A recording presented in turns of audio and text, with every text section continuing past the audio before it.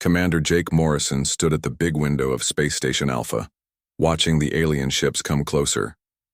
3 months ago, humans had first met the Zephyrian Empire. These aliens controlled many star systems and liked to steal from younger races. The Zephyrians thought Earth was full of treasure. From space, the planet looked like it had big cities made of gold and silver. The aliens saw shiny buildings that reflected sunlight like mirrors. Their scanners showed huge amounts of rare metals that they wanted very badly. But the Zephyrians did not know the truth. Captain Lisa Hayes and her team had worked for 5 years to make Earth look this way. The shiny cities were fake. They were made from cheap materials, but painted to look like precious metals. The space stations around Earth looked like mining equipment, but they were really weapons in disguise. Dr. Ryan Bell was the smartest scientist on the project. He had studied these aliens for many years by listening to their radio signals. He knew how they thought. The Zephyrians were greedy and thought they were better than everyone else. They always did the same thing when they found a new planet. First, they came with many ships. Then they demanded surrender. Finally, they took everything valuable and made the people into slaves. Admiral Kate Sullivan got a message from the alien fleet leader. The alien sounded very proud and mean. He told Earth to give up right away and hand over all the treasure. Jake watched Kate's face stay calm as she pretended to be scared. She agreed to talk about surrender terms. The Zephyrian commander was happy with Kate's response. He thought humans were weak like all the other races he had conquered. He ordered his 300 warships to form a circle around Earth. The ships moved into the exact pattern that Dr. Bell had predicted they would use. Each alien ship was now sitting in the perfect spot for the human trap. The Zephyrians had made this mistake many times before. They always surrounded a planet the same way because it looked impressive and scary. But Dr. Bell had studied their old battles. He knew exactly where they would put their ships. For years, humans had been building secret weapons aimed at those exact spots. ILT. Commander Alex Parker was watching the hidden gun platforms in the asteroid belt. The aliens thought these were just mining machines collecting rocks. Captain Tony Green checked that the gravity weapons were ready to fire. Major Claire Davis reported that the force field generators were working perfectly. All of these weapons were disguised to look like normal space equipment. The alien fleet had no idea what was waiting for them. Their ships were big and powerful, but they were sitting ducks. Every weapon humanity had built was now pointing at them. The trap had taken 5 years to set up, and it was perfect. Jake smiled as he watched the last alien ship move into position. The Zephyrians thought they were about to claim easy treasure from a weak planet. They had no idea they were about to face the most dangerous military trap in human history. Far below on Earth, millions of people were watching the sky through telescopes and cameras. They knew this moment would decide the future of their world. Children held their parents' hands as they waited to see if the plan would work. Everyone was scared but also proud of what humanity had built. The alien commander sent another message to Earth. He laughed as he talked about how easy this conquest would be. He said humans looked weak and stupid compared to his mighty empire. He promised that Earth's people would make good slaves once he took all their treasure. Kate Sullivan listened to the aliens' threats without showing any emotion. Inside, she was counting down the seconds until the trap would spring. Everything was ready. The aliens were exactly where humanity wanted them. Soon, the Zephyrians would learn that Earth was not treasure at all. Dr. Bell watched his computer screens showing the positions of all 300 alien ships. Everyone was inside the kill zone. After years of careful planning and building, humanity was about to show these aliens what humans could really do. The moment of truth was coming. Earth looked helpless, but it was actually the most dangerous trap in the galaxy. The Zephyrians had made their biggest mistake by underestimating humanity. They thought they were predators, but they were about to become prey. Jake Morrison took a deep breath and prepared to give the signal that would change everything. The aliens wanted Earth's treasure, but all they would find was destruction waiting for them. The alien fleet had been sitting around Earth for 6 hours. Then Admiral Kate Sullivan gave the signal that would change everything. All across the solar system, humanity's secret weapons came to life at the same time. The aliens thought they were looking at simple mining equipment, but they were about to face the biggest surprise of their lives. Captain Ben Rodriguez pressed the fire button first. His weapon platform looked like a boring rock crusher to the aliens, but it was really a giant railgun that shot metal bullets faster than lightning. The alien flagship had strong shields that could stop laser beams, but they were useless against solid metal chunks traveling at incredible speed. The tungsten bullets ripped through the ship's hull like paper. The alien commander watched in shock as his biggest ship started falling apart. He could not understand what was happening. His scanners showed only mining equipment around Earth, but somehow his ship was being destroyed by invisible weapons. Dr. Sarah Martinez smiled as she turned on the gravity traps. These weapons were hidden inside what looked like normal space stations. Suddenly, 3 alien cruisers found themselves pulled into artificial black holes. The gravity was so strong that it crushed their ships like empty cans. The aliens had never seen gravity used as a weapon before, so they had no way to defend against it. The screams of the dying alien crews filled the radio channels. Their ships were being squeezed until they exploded. The Zephyrian commander realized this was not going to be an easy conquest after all.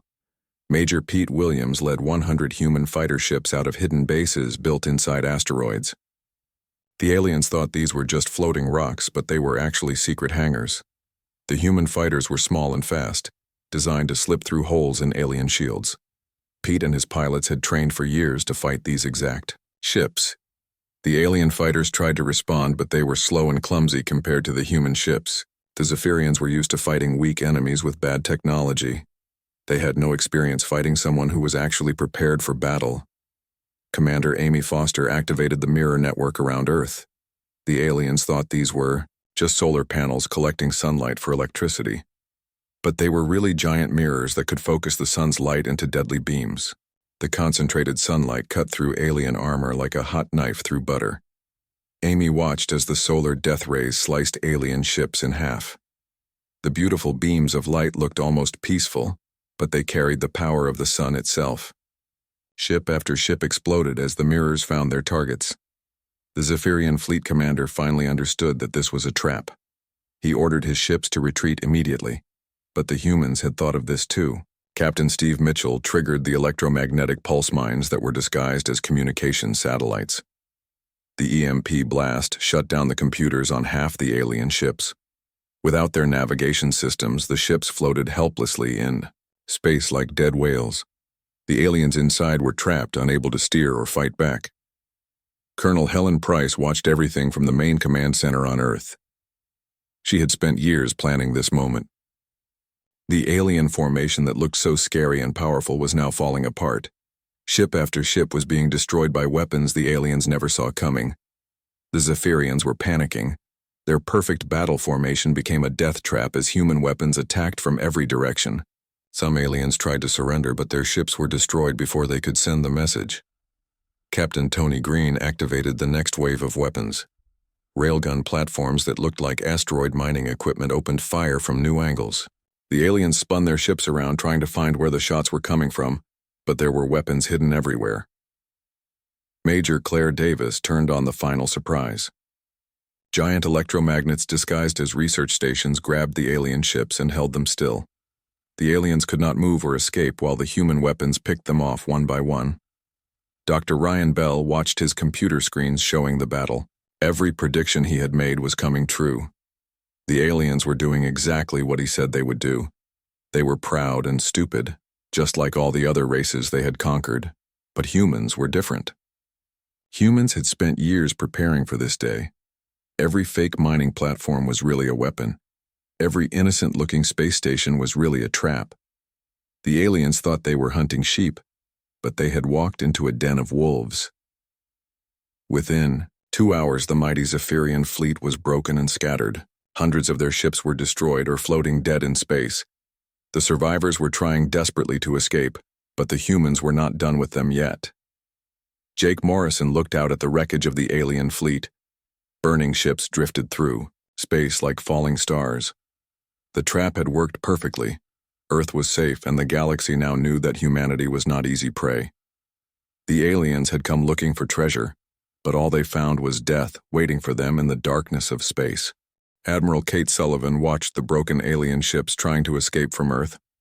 The battle was won, but she was not finished yet. She gave orders to start the next part of the plan. The surviving aliens thought they could run away and hide, but they had no idea what was waiting for them. The Zephyrians did not know that humans had been preparing for this day for 10 years. Every escape route from Earth had hidden weapons and traps. The aliens were about to learn that running away would not save them. Captain Greg Turner commanded a ship called New Dawn. For 3 years, his ship had been hiding near Jupiter, pretending to be a research station studying the planet's moons. The aliens flew right past him, never knowing that a deadly warship was watching them. Greg smiled as he powered up his engines. His ship was one of 12 hunters waiting in the outer solar system. They had been patient, sitting quietly in the dark for years. Now it was time to strike. The alien ships were damaged and slow from the battle at Earth. They limped through space, trying to reach the edge of the solar system where they could jump to faster-than-light speed, but they would never make it that far. Colonel Maria Santos led 50 fighter ships in pursuit of the largest group of aliens. Her ships had special radios that could talk to each other instantly across huge distances. This was technology that even the aliens did not have. While the Zephyrians were blind and confused, the humans could coordinate perfectly. Maria's fighters attacked like a pack of wolves. They hit the alien ships from different angles, then disappeared before the aliens could fight back. The confused Zephyrians shot at empty space while human fighters struck again and again. Captain Tim Bailey had spent 2 years planting mines along all the escape routes. The mines looked like broken satellites or floating junk. When the alien ships got close, the mines exploded with tremendous force. One by one, the fleeing ships were destroyed by explosions they never saw coming. Tim watched his computer screen as red dots disappeared. Each dot was an alien ship meeting its end. The Zephyrians had come to Earth expecting an easy victory, but they were dying far from home in the cold darkness of space. Dr. Lisa Cooper activated the communication jammers hidden throughout the solar system. These devices stopped the aliens from sending messages back to their empire. Even if some ships escaped, they could not warn their people about what had happened at Earth. The few aliens who realized they were trapped tried to send emergency signals, but their radios only made static noise. They were cut off from their empire, alone and helpless in human space. Commander Rick Holmes led teams of soldiers who boarded the damaged alien ships. The humans wore powered armor that made them strong and fast. They moved through the alien ships like ghosts, capturing prisoners and stealing technology. Rick's soldiers were trained for this exact mission. They knew the layout of Zephyrian ships and where to find the most important equipment. The aliens were so shocked by their defeat that many surrendered without fighting. Major Janet Fields was an expert at questioning prisoners. She knew how alien minds worked and how to make them talk. The captured Zephyrians were scared and confused. They told her everything about their empire's military secrets, hoping she would let them live. Janet learned about 17 different worlds controlled by the aliens. She discovered the locations of their main bases and how many ships they had. Most importantly, she found out that the Zephyrian Empire was not as strong as it pretended to be. The hunt continued for 3 days. Human ships chased down every alien vessel in the solar system. Captain Luke Adams used a network of hidden sensors to track the fleeing enemies.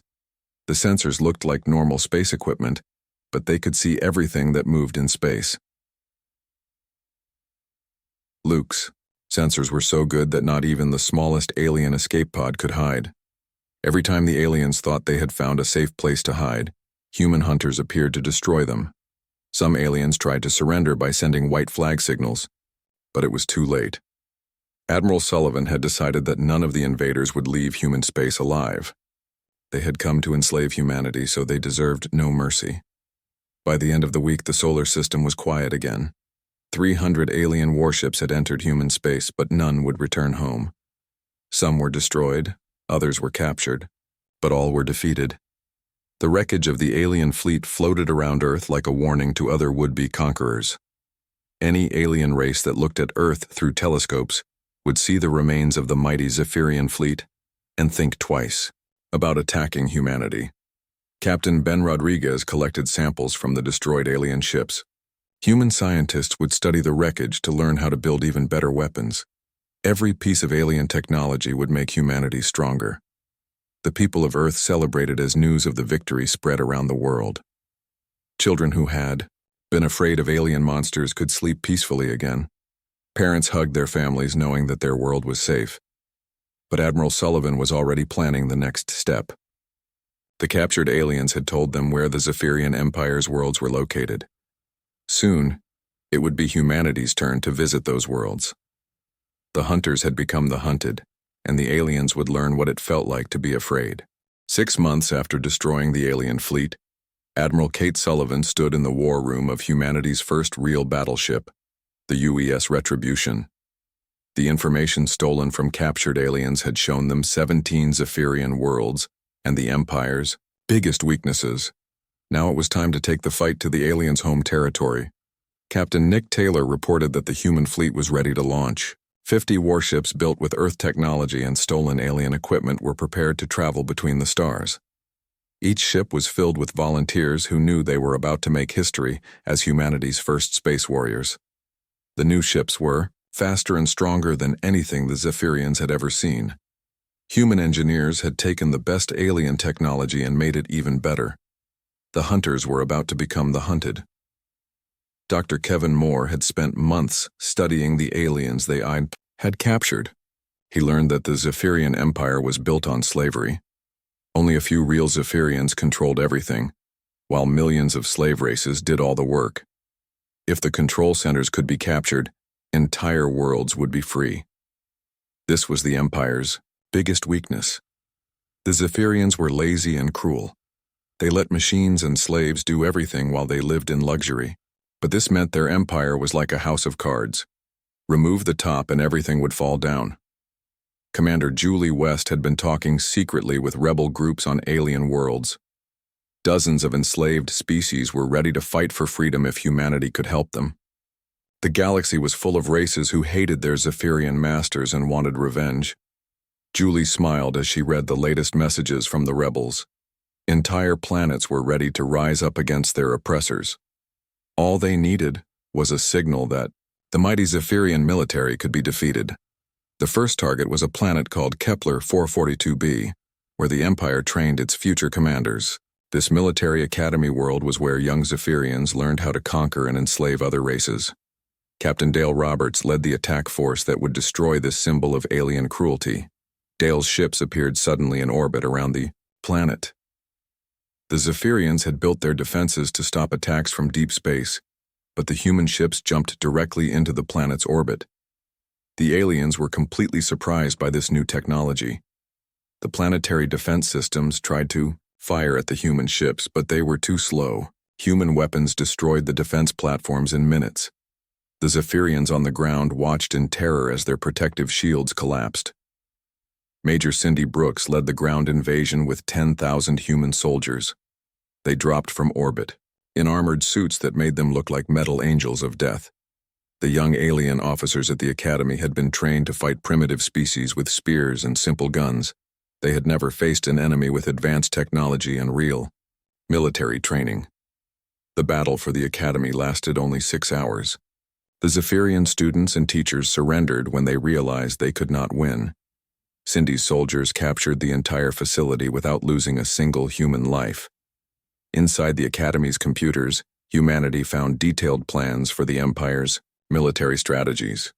They learned the locations of every Zephyrian base and the weaknesses of every defense system. More importantly, they captured hundreds of young alien officers who could be traded for the freedom of enslaved worlds. The war that followed was swift and brutal.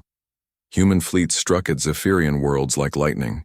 Each attack was perfectly planned, using information from the captured academy. The aliens found their own strategies turned against them. Captain Tony Green led the assault on the Empire's main military base. The Zephyrians had thought this fortress was impossible to attack, but human ships appeared from directions they never expected. The base fell in 2 days. Major Pete Williams commanded the liberation of 3 slave worlds in a single week. His ships arrived to find the enslaved peoples already in rebellion.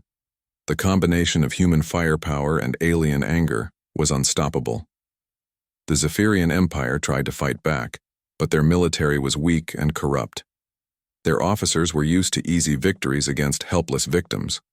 When they faced real soldiers who fought back, the aliens crumbled like paper in the rain. Dr. Sarah Martinez studied the captured alien technology and made it even better. Human ships became faster and stronger with each battle. Soon, humanity had the most advanced fleet in the galaxy. The empire that had controlled 17 star systems for 1,000 years fell apart in less than 8 months.